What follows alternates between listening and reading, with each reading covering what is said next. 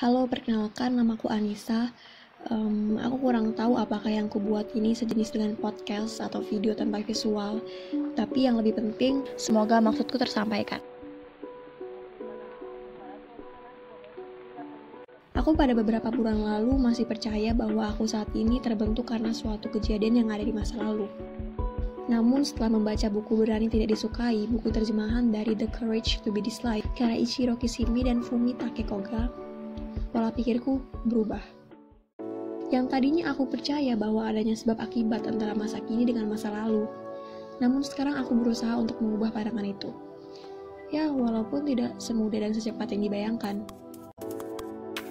Aku mengajak beberapa teman untuk memberikan pendapatnya mengenai hal ini. Perlu digarisbawahi, aku sedang tidak membahas apa yang kita tanam hari ini, maka kita akan menuainya di masa depan. Itu hal yang sangat berbeda dengan topik yang sedang kubicarakan. Aku mengajukan pertanyaan kepada temanku apakah mereka mempercayai dirinya saat ini terbentuk karena suatu kejadian di masa lalu. Bila iya, aku memintanya untuk memberikan alasan. Ya, saya percaya. Percaya.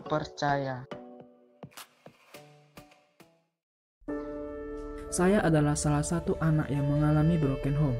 Banyak hal yang mempengaruhi apa yang ada pada diri saya saat ini. Mungkin bukan saya saja, tetapi banyak orang yang merasa masa lalu mereka itu sangat mengecewakan. Ayah saya menikah lagi. Saya sangat tidak nyaman tinggal bersama ibu tiri saya karena ibu tiri saya orangnya sangat keras, sering marah-marah, tidak sabaran, dan sangat pelit dengan uang. Berhubungan langsung dengan mental saya, dengan cara berpikir saya, dan tingkah laku saya saat ini. Dan mereka memutuskan untuk melakukan hal yang ekstrim.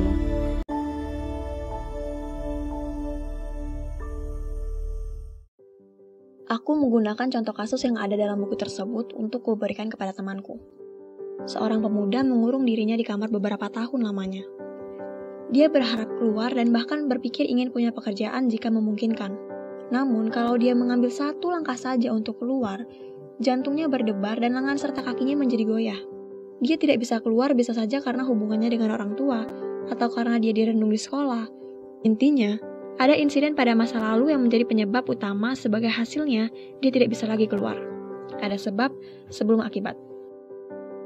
Fenomena ini disebut dengan aetiologi, yaitu studi tentang hubungan sebab dan akibat. Di dalam buku Berani Tidak Disukai, Adler dengan teori psikologinya sangat menentang bahwa kita saat ini, kita yang sekarang, terbentuk karena suatu kejadian yang ada di masa lalu. Kita tidak bisa mengubah apa yang terjadi di masa lalu atau dari mana kita dilahirkan. Kita hidup di hari ini, artinya kita hanya bisa membuat tujuan untuk saat ini. Sekali lagi, karena kita hidup di hari ini, bukan di masa lalu. Bagaimana dengan kasus pemuda tersebut? Pemuda itu merasa tidak aman, maka dia tidak bisa keluar. Padahal, yang sesungguhnya terjadi, entah dia tidak sadar atau memilih untuk tetap terus tidak ingin sadar, dia memilih hidupnya untuk tidak keluar dengan tujuan menarik simpati orang tuanya. Pemuda itu takut melangkah dengan kakinya sendiri, sehingga ia terus menyalahkan apa yang telah terjadi. Seharusnya pemuda itu mengambil arti dari kejadian yang dia sudah alami, dan melangkah maju untuk keluar kamar. Dalam teori psikologi Adler, ini disebut dengan teleologi, yaitu ilmu yang mempelajari tujuan dari suatu fenomena tertentu ketimbang penyebabnya. Menurutku, teori ini mengajarkan kita untuk menjadi bersyukur dan menerima skenario Tuhan yang mana sudah kita mainkan peranannya. Sebelum membaca buku Berani Tidak Disukai, aku mempunyai pemikiran yang serupa dengan pemuda tersebut. Aku pernah menyalahkan suatu kejadian di masa lalu yang membuat diriku saat ini lumayan sulit untuk berbaur dengan manusia lain. Bahkan aku pernah bertanya dengan diriku sendiri, apakah aku memang pendiam atau aku hanya pemalu? Ternyata, jawaban yang lebih tepat adalah aku penakut. Aku sulit untuk berbaur dengan manusia lain bukan karena aku pendiam atau aku pemalu. Yang mana suatu kejadian yang ada di masa lalu terus kujadikan alasan terciptanya kedua sifat itu. Aku selalu menggunakan alasan bahwa itu menjadi tamengku sebelum berkenalan dengan manusia lain agar tidak terjadi suatu hubungan yang rumit atau hubungan yang tidak kuinginkan. Padahal simpelnya, aku hanya takut. Aku takut bila manusia lain tidak sejalan dengan prinsipku atau yang lainnya. Padahal, dalam suatu hubungan, kita tidak selalu merasakan baiknya saja. Maka kesimpulannya, hidup itu harus berani.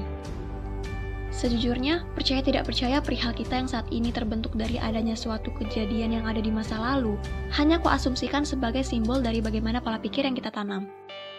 Karena ketika aku mengubah pikiranku yang tadinya percaya, lalu menjadi tidak percaya, fakta bahwa rusaknya mental salah satunya diakibatkan oleh perkataan tajam dari mulut seseorang tidak akan hilang. Lalu untuk apa repot-repot mengubah pola pikir itu? Agar diriku berevolusi dan tidak diam saja di tempat yang kecil dan gelap. Karena kita diciptakan tidak seringkih itu. Mari berhenti menjadikan masa lalu sebagai alasan untuk menutupi ketakutan diri. Kau menganut paham aetiologi atau teleologi, itu bukan tugasku. Pilihlah paham yang selama tinggal di dalamnya, kita dapat mengambil langkah maju.